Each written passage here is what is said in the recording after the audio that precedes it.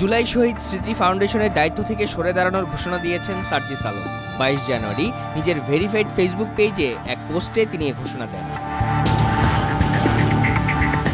পোস্টে সার্জিস লিখেন, জুলাই শহীদ স্মৃতি ফাউন্ডেশনের সাধারণ সম্পাদকের দায়িত্বে আমি নেই।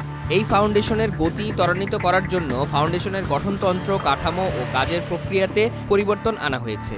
এখন থেকে এক্সিকিউটিভ কমিটি পুরো অফিসের সার্বিক বিষয়ে পরিচালনার দায়িত্ব পালন করবেন। চিফ এক্সিকিউটিভ অফিসার সেখানে অফিসের প্রধান হিসেবে দায়িত্ব পালন করবে। মীর মাহবুবুর রহমান স্নিগ্ধ বর্তমানে সিইও হিসেবে দায়িত্ব পালন করছেন। ফাউন্ডেশনের পলিসি নিয়ে সার্জিস লিখেন, গভর্নিং বডি ফাউন্ডেশনের পলিসি মেকিং এর কাজ করবে, যেখানে মাননীয় প্রধান উপদেষ্টা সহ 4 জন উপদেষ্টা রয়েছেন। সাধারণ সম্পাদক নামে কোনো পদ এখন নেই।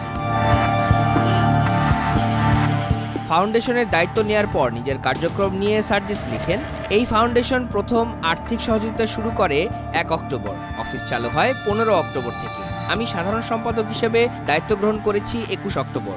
31 ডিসেম্বর পর্যন্ত প্রায় 2 মাস 10 দিন আমি দায়িত্ব পালন করি। এরপর আমি দায়িত্ব থেকে সরে আসি। ফাইনালি আমার সাইনিং অথরিটি 7 জানুয়ারি হস্তান্তর হয় এবং অফিসিয়ালি আমার দায়িত্ব শেষ করি।